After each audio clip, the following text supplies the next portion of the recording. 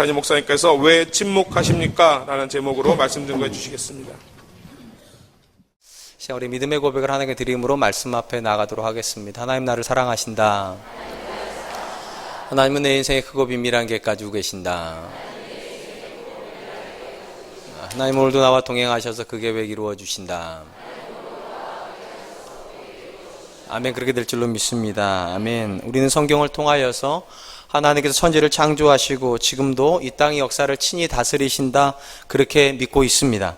근데 여기에 의문이 드는 것이 있습니다. 선하신 하나님께서 창조하신 세상이 어떻게 악이 존재하며 하나님께서 여전히 역사를 다스리고 계시는데 어떻게 악이 흥왕할 수 있는가의 문제입니다. 신학적으로 이런 주제를 다루고 있는 학문을 신정론이라고 부릅니다. 신정론의 가장 중요한 질문은 선하신 하나님께서 왜 악을 허용하시는가에 대한 질문을 다루고 있습니다. 사실 성경은 이런 신정론에 대해서 명쾌한 답을 제공하고 있지는 않습니다. 단적으로 하나님께서 세상을 창조하셨다는 기록이 창세기 1장과 2장인데 갑자기 창세기 3장에서는 아무런 설명도 없이 뜻하지 않은 한 존재가 나타나는 걸 보게 됩니다. 바로 사탄의 존재입니다.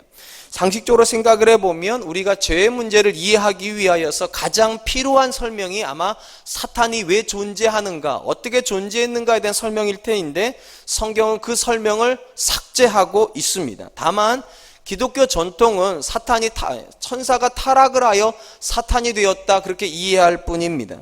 우리 성경은 하나님과 마찬가지로 마귀에 대해서 설명을 자세하게 하지 않습니다. 하나님이 세상을 창조하셨고 세상 가운데 마귀가 존재했다는 기본 전제로부터 성경의 이야기가 출발을 하고 있는 것입니다.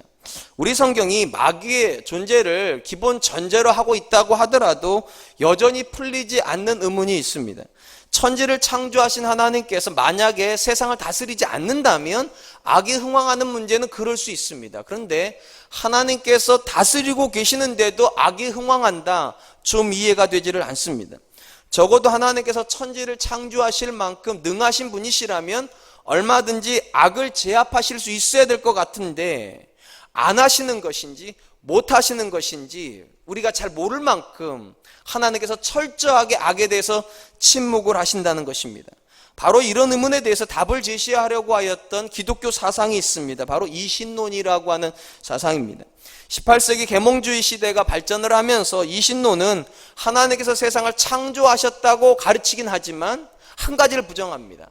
하나님은 세상을 창조는 하셨지만 다스리지는 않으신다. 굉장히 합리적인 생각입니다. 왜냐하면 하나님이 세상을 다스리지 않으신다면 악에 대해서 설명하기가 쉽기 때문입니다. 하나님이 다스리지 않으시니까 악이 흥왕하는 것이죠. 하나님 다스리지 않으시니까 악인들이 의인들을 핍박하는 거 굉장히 논리적으로 합당합니다. 그런데 이 신론은 절대로 성경적 사상일 수는 없습니다. 왜냐하면 우리가 가지고 있는 성경 안에서 하나님은 일을 안 하시는 분이 아니라 끊임없이 일을 하시고 그분의 자녀를 인도하시고 그분의 나라를 친히 다스리고 계시기 때문입니다. 하나님께서 역사 속에서 계속 일하시는 이유는 간단합니다. 인류 역사에서 하나님께서 이루고 싶어 하셨던 그분의 뜻, 그분의 계획이 있었기 때문입니다. 우리는 하나님께서 인류 역사에서 이루고 싶어 하셨던 하나님의 계획을 구원이라고 하는 단어로 요약해서 설명할 수 있습니다.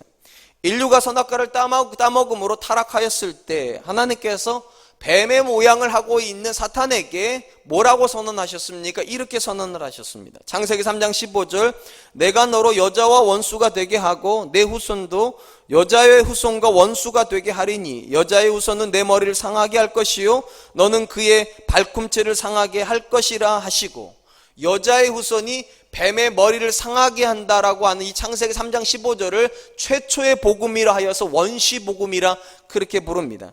하나님께서 인류 역사에서 결국은 사탄의 왕국을 무너뜨리시고 아들의 왕국을 세우시겠다고 선언하셨고 그 일을 친히 하나님께서 이루어 가신다 하여서 우리는 역사를 히스 스토리라고 그렇게 부르죠. 사람이 만들어가는 이야기인 것 같지만 궁극적으로는 하나님의 계획이 성취되어져 가는 과정이라는 것입니다. 하나님은 그 일을 이루시기 위해서 아브라함을 선택하셨고 아브라함을 통하여서 이스라엘을 만드시고 이스라엘의 12지파 중에 유다 지파를 선택하셨으며 유다 지파 중에서도 하나님께서 다윗의 후손으로 예수님이 오실 수 있도록 모든 역사를 그 한 방향으로 몰고 가셨습니다. 결국은 그 하나님의 인도하심에 의해서 예수님이 이 땅에 오셨고 하나님이 창세기 3장 15절에 예언하신 대로 아들은 사탄의 왕국을 무너뜨리시고 구원을 성취하셨습니다. 그런 점에서 하나님께서 세상을 다스리지 않기 때문에 세상에 악이 존재한다라고 하는 이신론의 관점은 절대로 성경적일 수는 없습니다. 이성적으로는 충분히 이해가 되지만 성경은 하나님이 여전히 세상을 다스리고 계시다고 말을 합니다. 바로 여기서 오늘 본문이 출발을 하는 것입니다. 하박국이 가지고 있는 가장 큰 주제가 바로 이것입니다. 하나님이 다스리는 세상에서 왜 악이 흥왕하는가예요. 하나님이 침묵하시는데 왜 침묵하시냐는 거예요. 분명히 하나님 살아계시고 하나님이 다스린다는 게 우리의 믿음의 고백인데 어떻게 악을 향하여서 하나님이 침묵하실 수 있는가? 오늘부터 이제 9주 동안 이 하박국에 대해서 같이 살펴보려고 합니다. 하박국의 가장 중요한 주제가 바로 그거라니까요. 우리가 가지는 의문이요. 왜 하나님은 침묵하시는가? 왜 하나님은 악을 허용하시는가? 하박국이 활동하던 시대는 남유다 말기입니다. 바벨론의 포로가 눈앞에 다가오고 있을 때 하박국을 하나님께 세우셨는데 이 시기는 종교적으로도 정치적으로도 윤리적으로도 굉장히 극심하게 타락했던 시대입니다. 특별히 예레미야라고 하는 선지자가 있는데 하박국과 동시대에 부름을 받은 사람입니다. 이 예레미야에게 하나님께서 한 말씀을 주셨는데 이 말씀에 당시 시대상이 그대로 녹아져 있습니다. 예레미야서 5장 1절입니다. 너희는 예루살렘 거리로 빨리 다니며 그 넓은 거리에서 찾아보고 알라. 너희가 만일 정의를 행하며 진리를 구하는 자를 한 사람이라도 찾으면 내가 이 성읍을 용서하리라. 정의를 행하고 진리를 구하는 사람 한 사람이라도 찾으면 내가 이 성을 용서하리라. 쉽게 말을 하면 하나님 눈에는 하박국과 예레미야 시대의 이스라엘 땅에는 의인이 한 명도 없었다는 겁니다. 이게 왜 충격적인가 하면 창세기에 보면 하나님께 소돔과 고모라를 멸망하는 기록이 나오죠. 그때 아브라함이 하나님 앞에 기도할 때 의인 몇 명까지를 기도합니까? 10명만 있으면. 아브라함 생각하기에 그렇게 타락했던 소돔과 고모라 땅에도 적어도 의인 10명쯤은 있겠다 생각을 했다는 것이죠. 물론 없었습니다. 근데 놀라운 것은 하박국이 살던 시대의 이스라엘은 소돔과 고모라 땅보다 더하다는 겁니다. 하나님이 한 명만 찾아도 용서하시겠다고 말씀하시기 때문입니다.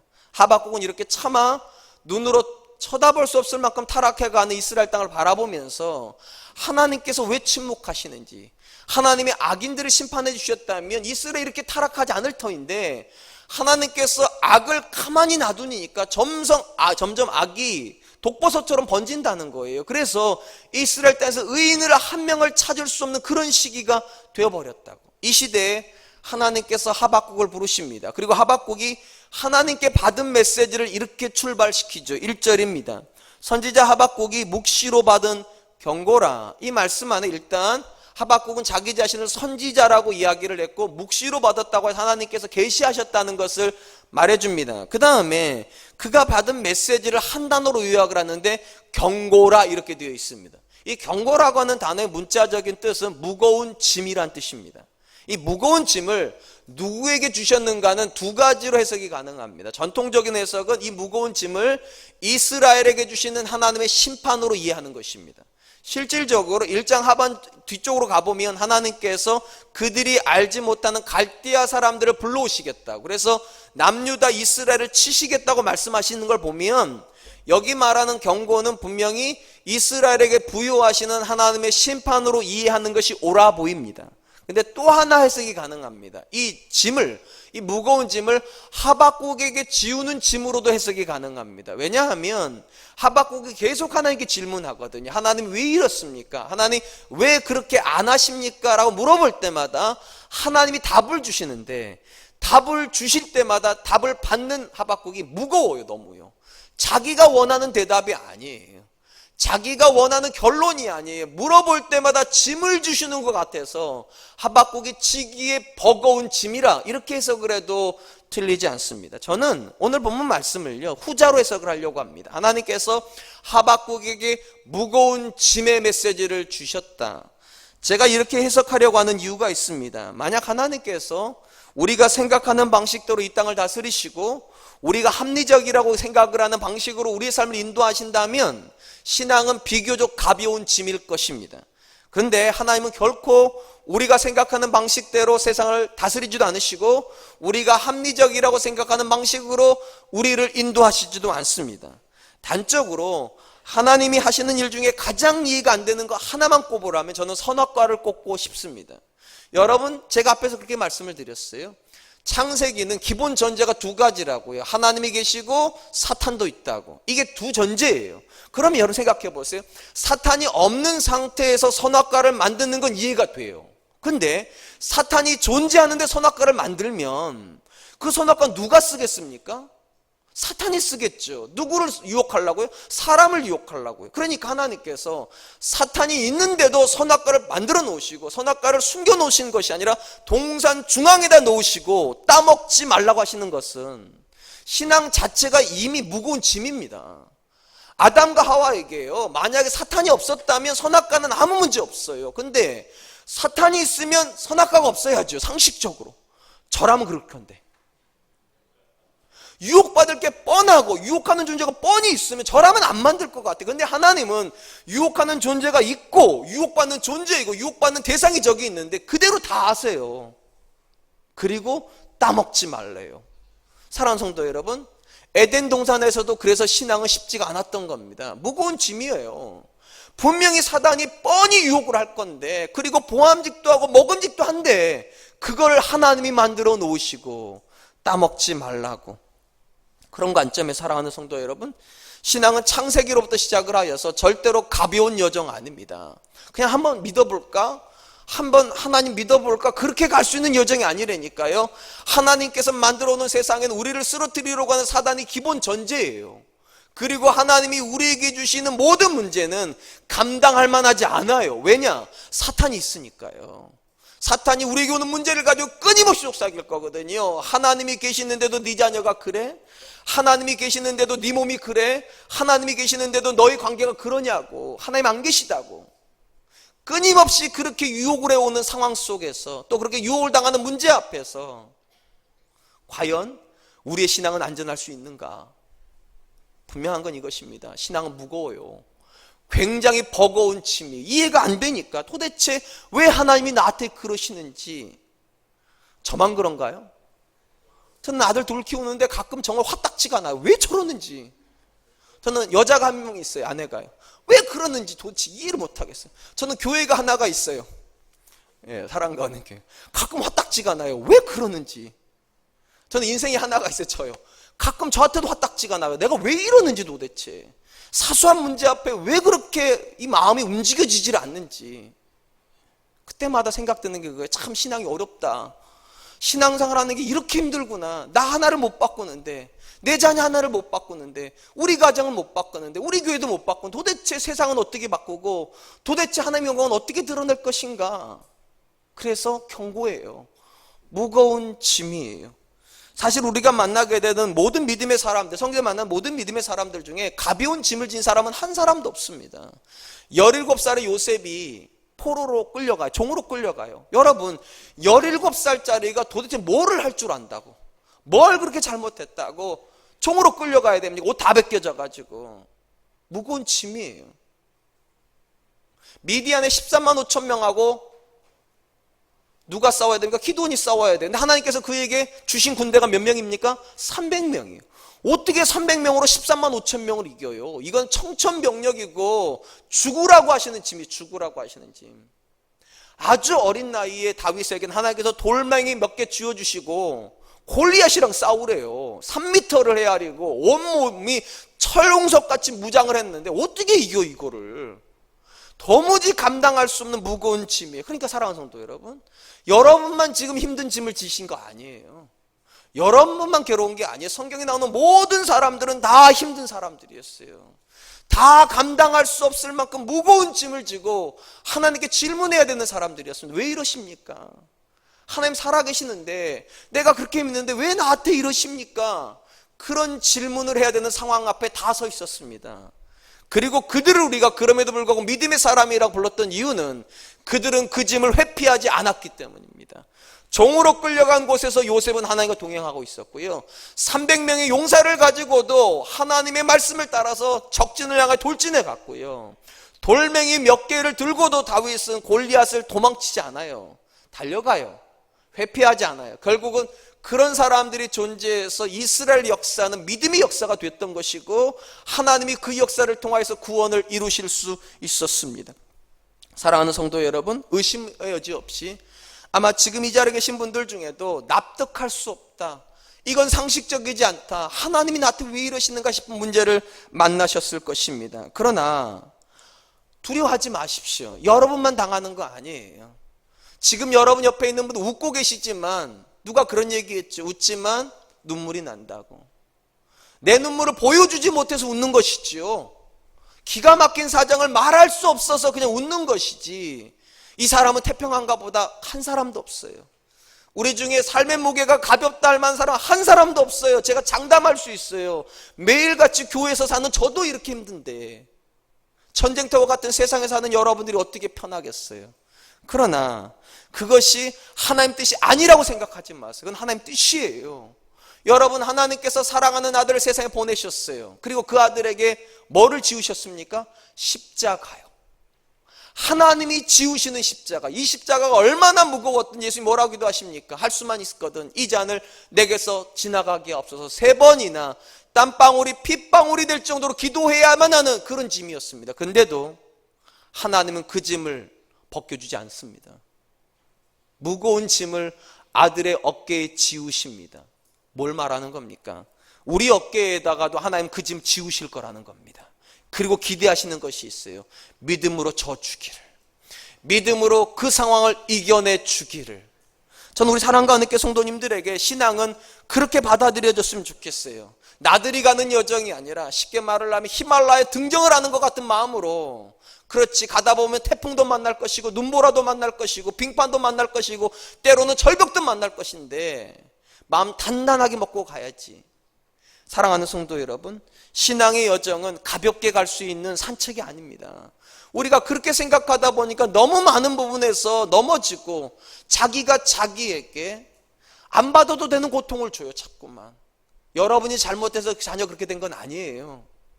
여러분이 믿음이 없어가지고 고난이 찾아오는 거 아니에요. 때로는 하나님이 지우시는 무거운 짐이 있기 때문에, 저와 여러분이 져야만 하는 짐이기 때문에 온 것일 것입니다. 그리고 하나님이 저와 여러분들 기대하시는 게 있어요. 믿음이요. 오직 의인은 믿음으로 말미암아 살리라. 하박국의 주제예요. 하나님이 일하시지 않는 것 같고 하나님이 침묵하시는 것 같은 상황 속에서 의인은 그래도 믿음으로 산다. 어떤 믿음이에요? 하나님이 나한테 문제만 던지신 분이 아니라 그 문제를 감당할 수 있는 능력도 주신다. 할렐루야. 하나님께서 우리한테요, 이성을 요구하지 않으세요. 하나님 우리한테 우리의 능력을 요구하지 않으세요. 믿음을 요구하세요. 하나님이 살아계심을 믿는다면 지금 네가 만나고 있는 그 문제 속에도 하나님의 선하신 뜻이 있음을 인정하라고, 그리고 네가 못 진다고 못 지는 게 아니라고 할 수 있거든요. 무슨 말이냐? 믿는 자에겐 능치 못함이 없느니라. 그러므로 사랑하는 성도 여러분, 지난 주간에 혹시라도 마음이 무너지는 문제 앞에 서실지라도, 내 뜻대로 안 되는 자녀이 때문에 너무 고통스러울지라도, 아무리 벗어나려고 해도 벗어날 수 없는 굴레 같은 인생의 짐이 있을지라도 하나님 원망하지 마세요. 저주하지 마세요. 분노하지 마세요. 하나님 앞에 나오세요. 인정하세요. 하나님이 내게 지우신 짐이라는 것을. 그리고 고백하세요. 하나님, 내게도 믿음 주십시오. 믿음 주셔서 그 짐을 능히 감당하게 하여 주시옵소서. 하박국은 그에게 무거운 짐을 지우시는 하나님을 향하여서 마음에 불편함이 있습니다. 왜 이러시는지 하소연을 시작을 합니다. 2절로 3절입니다. 여호와여, 내가 부르짖어도 주께서 듣지 아니하시니 어느 때까지리이까? 내가 강포로 말미암아 외쳐도 주께서 구원하지 아니하시나이다. 어찌하여 내게 죄악을 보게 하시며 패역을 눈으로 보게 하시나이까? 겁탈과 강포가 내 앞에 있고 변론과 분쟁이 일어났나이다. 하박국 선지자는 하나님을 향하여서 어느 때까지 하나님께서 악을 보고만 계시겠느냐라고 질문을 합니다. 하박국이 이렇게 질문한 이유가 있어요. 하나님이 침묵하시니까 그가 끊임없이 겁탈과 강포를 보아야 되고 변론과 분쟁과 같은 다툼을 끊임없이 일어나는 걸 봐야 된다는 거예요. 그게 너무 괴롭다는 거예요. 특별히 3절에 보면 본다는 단어가 2번 연속으로 나옵니다. 내게 죄악을 보게 하시며 패역을 눈으로 보게 하시나이까. 이 본다는 단어가 히브리어로 시제가 중요한데 미완료 시제입니다. 이 미완료 시제라는 건 계속 반복된다는 거예요. 계속해서 패역한 것을 봐야 되고 계속해서 죄악을 봐야 되는 이 상황이 너무 괴롭다는 거예요. 한번 생각해 보세요. 하박국은 지금 하나님의 살아계심을 믿습니다. 하나님의 살아계심을 믿기 때문에 저들처럼 못 살아요. 근데 저들의 힘은 계속 강해져요. 그리고 나는 자꾸만 잘못 사는 것 같고 괴롭죠? 안 괴롭습니까? 나는 내 자녀를 정말 말씀대로 잘 키우려고 그러는데 내 자녀가 좋은 길로 가는 것이 아니라 옆집 자녀가 더 좋은 길로 가는 것 같을 때, 나는 매 새벽마다 와서 기도하는데 내가 아는 사람은 매일같이 필드에 나가가지고 교회를 가는데 나는 교회를 오고, 근데 교회를 나가는 사람이 일이 더 잘 되면 괴롭지 않겠어요? 괴롭죠. 하나님 도대체 왜 이러시냐고, 왜 나로 그런 걸 보게 하시냐고. 나는 의인이 잘 되는 걸 보고 싶고 말씀이 흥왕하는 걸 보고 싶은데 왜 죄악이 흥왕하고 왜 패역한 일들이 이 땅을 덮치는 걸 내가 봐야 되냐고. 하나님 너무 괴롭다고. 이러보건대 하박국 괴로워하는 이유는 2가지입니다. 첫 번째, 하나님이 침묵하시는 것 같아 너무 괴로워요. 두 번째, 이게 더 괴로워요. 하나님이 침묵하시는 것 같아서 기도로 하나님을 깨우는데도 하나님이 깨어나지를 않으시는 것 같아서 하나님이 내 기도를 안 들으시는 것 같아요. 하나님이 내 기도에 아예 귀를 막고 계시는 것 같아요. 내가 기도를 안 해서 하나님 일 안 하신다면 아직 소망이 있잖아요. 기도하면 되잖아요. 우리 중에도 그렇지 않습니까? 이 자리에 계신 분들 중에도 내가 이제 내일부터 작정해서 40일만 한번 기도해 봐야지, 그럼 일이 바뀔라나? 소망이 남아있는 거예요. 근데 나는 이미 40일 기도를 했어. 근데 아무것도 안 바뀌어. 그게 더 괴로운 거 아닙니까? 지금 하박국이 그런 거예요. 기도를 안 한 게 아니에요. 하나님 앞에 나와서 간절한 마음으로 하나님이여 침묵을 깨십시오, 하나님이여 악을 향하여 더 이상 방관하지 마십시오 끊임없이 기도하는데도 하나님은 아무 말씀을 안 하세요. 우리는 여기서 하박국이 가진 의구심 한번 생각해 볼 필요가 있습니다. 하박국은 지금 이렇게 생각을 하는 거죠. 하나님이 침묵하신다고, 하나님이 아무 일도 안 하신다고. 사실이요, 이런 하박국의 고백은 우리 대부분의 고백이죠. 여러분 자녀를 보면서 하나님 정말로 일하시는 게 막 믿어지십니까? 여러분 남편을 보면 정말 하나님 막 빚으시는 것 같으세요? 여러분 아내를 보면 시간을 따라서 시절을 따라 아름답게 막 성품도 막 그러시는 것 같습니까? 그러신가 봐요. 근데 우리 대부분 그렇지 않잖아요. 자녀를 봐도 하나님 안 보이고 남편을 봐도 하나님 안 계시는 것 같고 나 자신을 봐도 안 바뀌는 걸 보니까 과연 하나님은 일하시나? 하나님 침묵하시는 거 아니신가?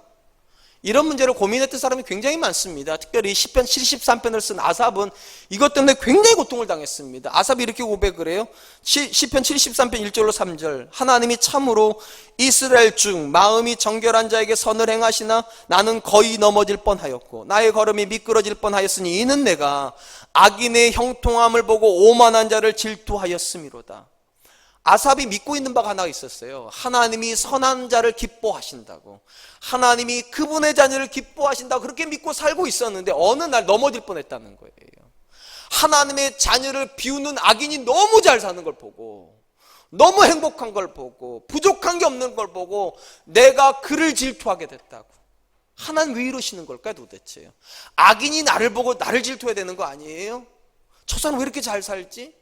왜 이렇게 행복하지? 왜 이렇게 자녀들은 잘 되지? 이래야 될 것 같은데 내가 악인을 보고 질투를 하고 그 집 자녀를 보면서 부러워가지고 내 자녀도 저 자녀처럼 됐으면 좋겠다. 그런 상황을 만난다는 것이죠.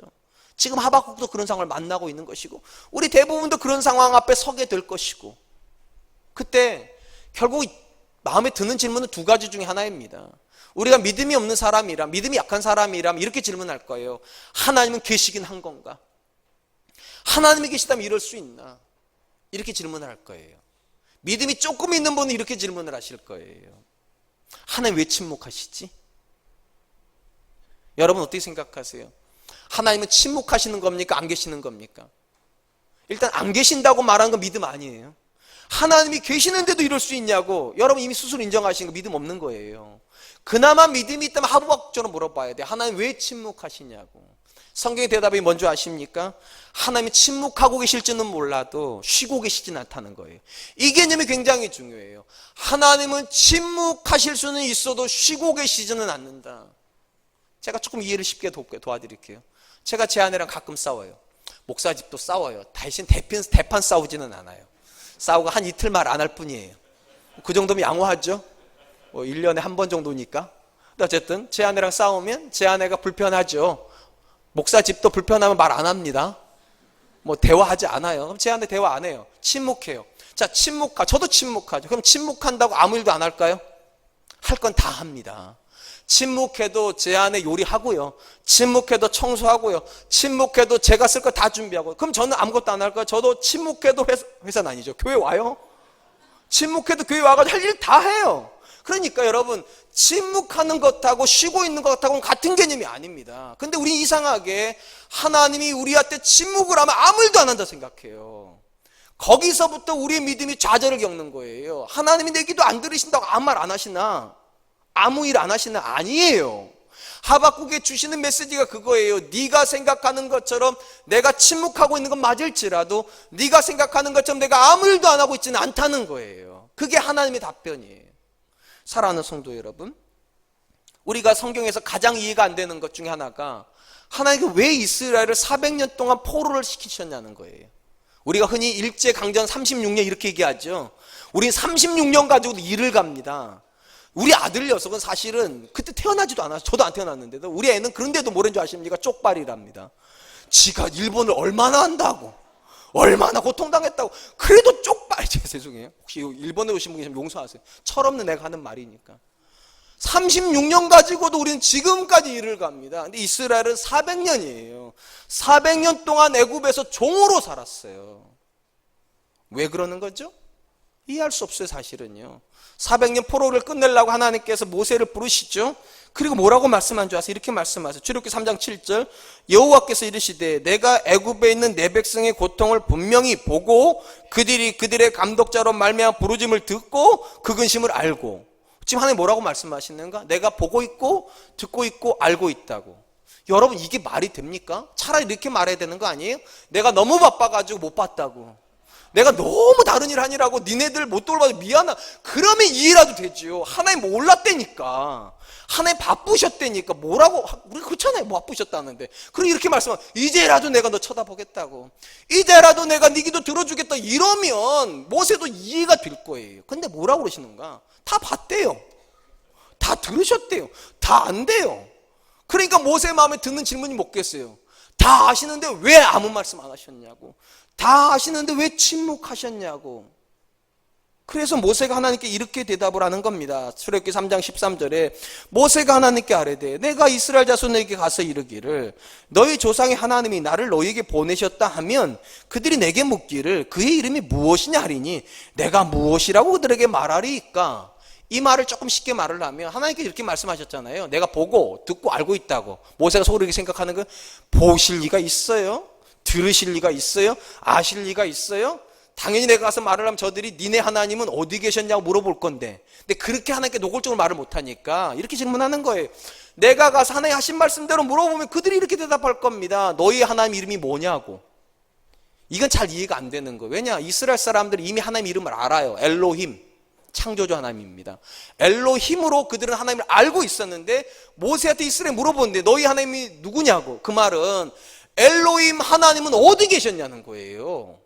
우리가 그 고통 당할 때, 우리가 그렇게 기도할 때, 우리가 간절히 그렇게 외칠 때 너희 하나님은 어디 계셨냐고. 그때 나는 뭐라고 말해야 됩니까? 하나님. 우리 아들도 가끔 저한테 물어봐요. 이번에 우리 아이가 고3인데 모의고사를 보는데 배가 아팠다니까요. 저한테 이렇게 물어보죠. 아빠, 하나님이 내 배 아픈 거 아셔 몰라? 그리고 내가 지금 시험을 봐야 되는데 배를 아프게 하면 하나님 나 사랑하는 거야? 하나님 살아계시죠? 그죠? 우리 아이 배 아픈 거 아시죠? 배 안 아프게 해야지 사랑하는 거죠? 똑같은 질문이에요, 지금요. 배 아픈 걸 가지고도 그렇게 물어보는데 400년 노예 생활하는 사람들이 모세가 와가지고 너희 하나님 나 보냈다고 말하면 어이 감사하다 그러겠습니까? 아니죠. 그 하나님은 어디 계셨냐고 물어보지 않겠냐고. 400년 동안 도대체 어디 있었냐고. 그때 하나님께서 모세한테 이름을 하나 주시죠. 여호와라고. 나는 여호와라. 일반적으로 이 여호와라는 말 스스로 있는 자 이렇게 번역을 합니다. 근데 영어는 I am who I am이에요. 쉽게 말하면 이 여호와라는 말은 두 가지로 해석이 가능해요. 하나님의 존재 방식을 설명할 때에는 나는 자존자. 쉽게 말하면 스스로 존재한다. 누가 나를 존재케 하는 것이 아니라 나는 자존하는 존재다. 이렇게 설명하는 거고, 실존으로 설명할 때에는 나는 언제나 거기 있었다예요. 나는 언제나 현재형으로 거기 있었다예요. 이 두 번째가 하나님께서 우리에게 주시는 여호와에 대한 의미일 겁니다. 왜냐하면 하나님께서 여호와라는 이름을 주시고 나서 모세한테 뭐라고 말씀하시는가 이렇게 말씀하세요. 출애굽기 3장 15절 하나님이 또 모세에게 이르시되 너는 이스라엘 자손에게 이같이 이르기를 너희 조상의 하나님 여호와 곧 아브라함의 하나님 이삭의 하나님 야곱의 하나님께서 나를 너희에게 보내셨다 하라. 이는 나의 영원한 이름이요 대대로 기억할 나의 칭언이라. 하나님이 여호와라는 말을 주시면서 부연으로 곧 아브라함의 하나님, 이삭의 하나님, 야곱의 하나님. 핵심은 이거예요. 아브라함의 하나님이었고가 아니에요. 아브라함의 하나님이고예요. 이삭의 하나님이고 야곱의 하나님. 무슨 말인가? 아브라함 곁에 늘 있었고 이삭 곁에 늘 있었으며 야곱 곁에 늘 있었던 나 여호와가 너희에게 말한다. 이걸 3단 논법으로 말하면 너희 옆에도 누가 있었다는 겁니까? 내가 있었다는 거예요. 인정하기 싫지만, 인정할 수 없을지 모르지만, 내가 침묵하고 있었을지는 몰라도 한 번도 너희를 떠난 적이 없었다는 거죠. 한 번도 너희 곁을 벗어나서 너희를 외면한 적 한 번도 없었다. 이게 하나님 대답이에요. 그렇다면 궁금한 거 아니에요. 400년 동안 옆에 계셨던 하나님 도대체 뭐 하신 겁니까? 그냥 계시기만 하신 겁니까? 아닙니다. 그분도 열심히, 하나님이 더 열심히 일하셨어요. 잠시도 쉬지 않고 일하셨어요. 어떻게 할 수 있는가? 여러분, 이스라엘이 애굽에 들어갈 때 70명으로 들어갔어요. 400년 만에 몇 명 된 줄 아십니까? 남자만 60만 명이에요. 20세 이상으로. 그러니까 20대 이하 여자, 남자, 어른까지 다 합치면 300만 정도를 헤아립니다. 여러분 400년 동안 300만이 되려면 엄청나게 번식해야 됩니다. 죄송해요. 번식이라는 말 써서. 그리고 안 죽어야 돼요. 태어난 족족 죽어버리면 여러분 종의 생활이 얼마나 힘들겠어요. 자녀가 태어나서 죽는 게 다반사일 텐데 안 죽어야 돼요. 그 모든 일을 누가 하셨다는 겁니까? 하나님이요. 이스라엘을 생각하고 다른 방식으로 하나님 일하셔서 왜 하나님은 다른 방식으로 일하셨는가? 하나님이 원하셨던 애굽의 400년은요 국력이 커지는 시간이에요. 커져야지만 가나안 땅을 정복할 수 있죠. 정복하고 거기에 정착하려면 힘이 있어야 된단 말이에요. 그러니까 이스라엘은 끊임없이 출애굽을 기도했지만 하나님 출애굽을 시킬 수 없는 거죠. 군대가 나와야 되니까요. 군대가 나오는 시간이 필요하고 국민이 나오는 시간이 필요하니까 하나님은 저들의 기도에 응답하실 수가 없죠. 그렇다고 응답을 안 하신 게 아니죠. 더 좋은 방법으로 일하고 계셨죠. 사랑하는 성도 여러분, 우리가 살아가는 삶의 여정에도 하나님께서 침묵하시는 듯한 상황을 만나고 심지어 하나님께서 나를 외면하시는 듯한 상황을 만날 때도 있습니다. 그럼에도 불구하고 성경이 말하는 믿음이 무엇입니까? 여호와 하나님입니다. 나는 너와 함께 있었다고. I am with you. 나는 너와 함께 있었다고. 과거형이 아니에요. 미래형도 아니에요.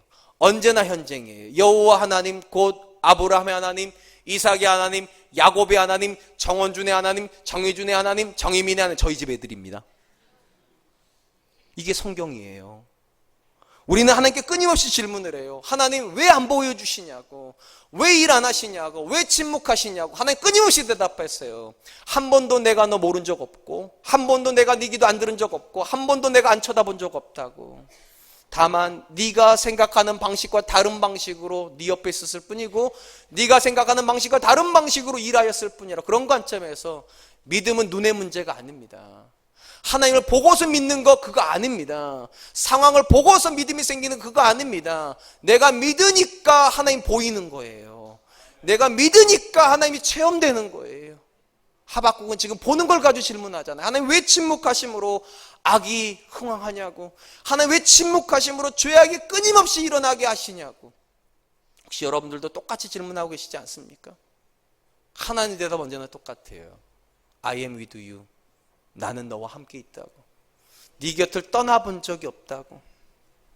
저는 이 시간 저와 여러분들이 문제 때문에 우리 믿음을 좌절시키는 사람이 아니라 문제 때문에 오히려 하나님을 더 강력하게 붙잡을 수 있기를 축원드립니다. 하박국이 하나님 앞에 마음을 쏟으면서 시대적 상황에 대한 이야기를 하고 하나님께서 침묵하시기 때문에 생겨나는 신앙적 문제에 대해서도 이야기를 합니다. 4절입니다. 이러므로 율법이 해이하고 정의가 전혀 시행되지 못하오니 이는 악인이 의인을 애워쌌으므로 정의가 굽게 행하여 짐이니이다. 하박국은 이스라엘 상태를 어떻게 설명을 하는가? 율법이 해이해졌답니다. 이 해이해졌다는 말의 문자적인 뜻은 마비가 되다, 중단되다예요. 그러니까 하나님께서 악인을 심판하지 않으시고 의인의 강구에 침묵하시면서 의인들이 점점 말씀을 버리기 시작했다는 거예요. 왜냐하면 말씀대로 살아도 소용없다고 생각하기 시작했으니까. 그러니까 하박국의 개념으로 말을 하면 하나님이 다 책임지셔야 된다는 거예요. 하나님께서 악인만 심판해 주셨어도, 하나님이 의인의 기도에만 응답해 주셨어도 이들이 이렇게 타락하지 않았을 터인데 하나님이 침묵하셔서 악인들이 의인을 애워싸 버렸다고. 이게 무슨 말인가 하면 악인의 숫자 너무 많아져가지고 의인을 애워쌀 만큼 돼버렸다는 거예요. 의인은 점점 숫자가 줄어든다.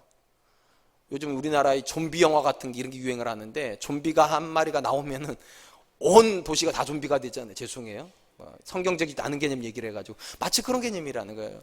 악인 한 명이 생겨가지고 그 악인이 흥왕하면서부터 점점 다 악인화 되더니 나중에는 의인을 애워쌀 만큼 돼버렸다는 거예요. 그리고 모든 책임이 하나님께 있다고. 그렇다면 여러분 궁금한 건 이겁니다. 정말로 책임이 하나님께 있을까요? 우리가 믿음 안 생기는 게 하나님 책임일까요? 하나님께 내 자녀 좋은 대학만 보내주셨어도 내가 믿음 잘 생길 텐데, 내가 원했던 그 사업만 이번에 내 남편이 땄어도 내가 정말로 믿음 생활 잘할 텐데, 이번에 건강검진 가가지고 완치 판정만 받았어도 내가 정말 교회에다 헌금도 많이 하고 불철주야 기도도 하고 몸이 부셔져라 교회 사역도 할 텐데 하나님께서 내 기도 안 들어주셔서 나는 믿음 없어지는 겁니까? 그런 겁니까? 지금 하박국의 질문이 그런 거예요. 하나님께서 일을 안 하시기 때문에, 하나님이 침묵하시기 때문에 악인들은 점점 힘을 얻는다고, 그리고 의인들은 점점 힘을 잃어버린다고. 어떻게 보면 인간의 논리로는 이게 가능합니다. 근데 여러분, 이건 절대로 성경의 논리는 아닙니다. 왜냐하면 만약에 믿음의 문제가 눈에 보이는 문제라면, 상황의 문제라면 하박국의 말이 맞아요. 상황이 믿음을 배신하니까 믿음은 없어지는 거다. 그게 맞아요. 근데 성경이 말하는 믿음은요, 상황과 아무 상관이 없습니다. 그럼에도 불구하고가 믿음이에요. 그러나가 믿음이에요. 나를 죽이실지라도, 그리 아니하실지라도 죽으면 죽으리라, 이런 게 믿음이에요. 쉽게 말을 하면 상황에 대한 반응이 아니라 하나님을 향하는 확신이 믿음이에요.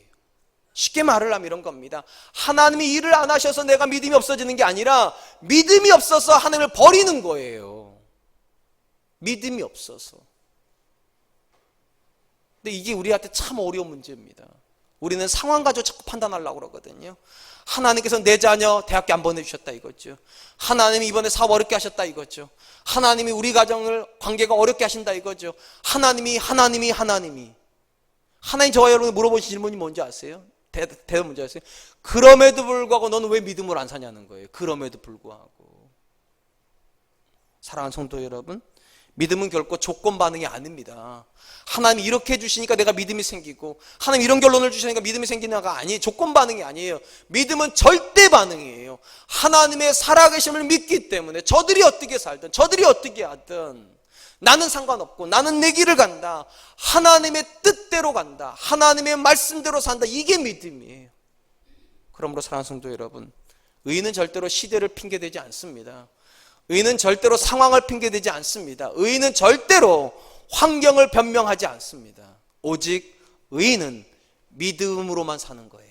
오늘도 하나님 살아계시고, 오늘도 하나님은 저와 여러분들에게 선한 계획 가지고 계시고, 오늘도 그 하나님은 그 계획을 이루어 주신다. 상황이 아무리 이걸 부정할지라도 오늘도 그 믿음으로 일어나서 하나님이 기뻐하시는 삶, 오늘도 하나님과 동행하는 삶을 결정하시는 저와 여러분 되시기를 축원드립니다. 이제 말씀을 맺겠습니다. 우리가 살고 있는 시대에도 하박국이 살던 시대와 별반 다르지 않아 보입니다. 우리 시대에도 악인들이 의인보다 더 흥황합니다. 악인들이 의인들을 핍박하고 의인들은 악인들을 부러워하는 시대입니다. 이런 불합리한 상황을 만날 때 우리 마음 가운데 드는 의문이 있죠. 하나님 도대체 무엇 하시는가? 하나님은 왜 침묵하시는가? 하나님이 성경을 통해서 주시는 메시지는 분명합니다. 나는 여호와라. 나는 너희와 늘 함께 있었고 너희를 위해서 일하는 여호와 하나님이라고. 사랑하는 성도 여러분, 저는 저와 여러분들도 이 믿음이 있었으면 좋겠어요. 내가 원하는 방식대로 하나님 일 안 하실 수 있어요. 심지어 내가 기도하면 하나님이 침묵으로 응답하실 수도 있어요. 그러나 하나님의 침묵이 하나님의 휴식을 말하지는 않습니다. 하나님은 아무 말 안 하실 뿐이지 지금도 일하시는 줄로 믿습니다. 이 믿음이 있다면 환경 핑계 대지 마세요.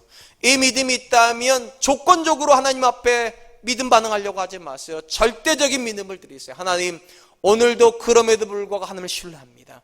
오늘도 하나님 붙잡고 상황을 이기는 사람 되게 하여 주시옵소서. 이 믿음을 한 주간 사시기를 주님의 이름으로 축원드리겠습니다. 이 시간 우리께 찬양할 텐데요, 세상 흔들리고라고 한 찬양하려고 합니다. 가사가 참 멋있어요. 세상 흔들리고 사람들은 변하여 가도 나는 주를 섬기리. 시대가 어려워지면 사람들은 흔들립니다. 믿음이 있던 사람들도 믿음에서 떠납니다. 그때 진짜 믿음은 뭔지 아십니까? 그때 나오는 거예요. 모두가 변하고 모두가 떠날 때 오직 의인은 그럼에도 불구하고 믿음으로 사는다. 이 찬양하면서 하나님, 상황이 흔들리는 사람이 아니라 믿음의 뿌리를 내리고 하나님 바라보게 하여 주시옵소서. 우리 같이 찬양하겠습니다. 세상 흔들리고 세상은 들리고 사람들은 변하여도 나는 주를 섬기리. 주님의 사랑은 영원히 변하지 않네. 나는 주를 신뢰해. 오직 믿음으로, 오직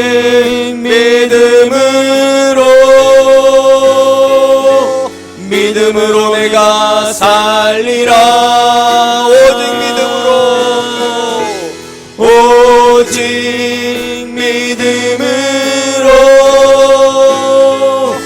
믿음으로 내가 살리라.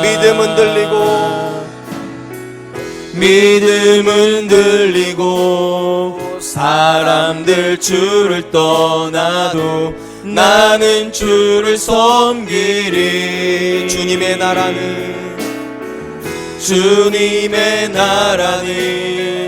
영원히 쇠하지 않네. 나는 주를 신뢰해. 오직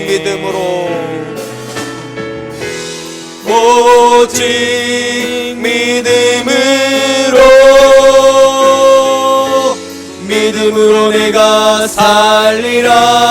아멘. 오직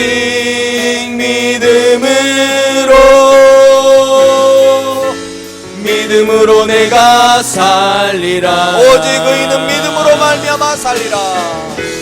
오직 의인은 믿음으로 말미암아 살리라. 오직 의인은 믿음으로 말미암아 살리라. 사랑하는 성도 여러분, 혹시 지난 한 주간 마음이 무너지고 믿음이 흔들리는 상황을 만나셨습니까? 정상입니다. 하나님이 우리에게 주시는 문제가 가볍지 않기 때문입니다. 모든 믿음의 사람들은 쉬운 짐을 졌기 때문에 믿음을 가진 것이 아니라 버거운 짐, 무너질 것 같고 죽을 것 같은 상황 속에서도 그럼에도 불구하고 하나님 바라보았기 때문에 그들이 믿음의 사람 되었습니다. 이 시간에 기도했으면 좋겠습니다. 하나님, 내 앞에 와 있는 상황 때문에 내 앞에 있는 문제 때문에 하나님 좌절했고 절망했고 낙심했던 거 용서하여 주시고 다시 믿음의 눈을 들어 하나님 바라보게 하여 주시옵소서. 내가 기대하는 것처럼 하나님 일하지 않으실지라도 때론 하나님이 내 기도에 침묵하시는 것 같을지라도 하나님의 침묵이 하나님이 일하지 않으심을 말하는 것이 아님을 믿고 오늘도 내 곁에 계신 하나님, 오늘도 나를 위해서 선하신 일을 하고 계시는 하나님을 신뢰함으로 믿음으로 살게 하여 주시옵소서. 믿음으로 이기게 하여 주시옵소서. 우리 같이 한번 기도하겠습니다. 사랑 많으신 하나님 감사합니다. 오늘도 귀한 시간 주시고 하나님 말씀 앞에서 하박국이 가지고 있는 아버지의 질문을 우리의 질문으로 생각을 하면서 한번 생각해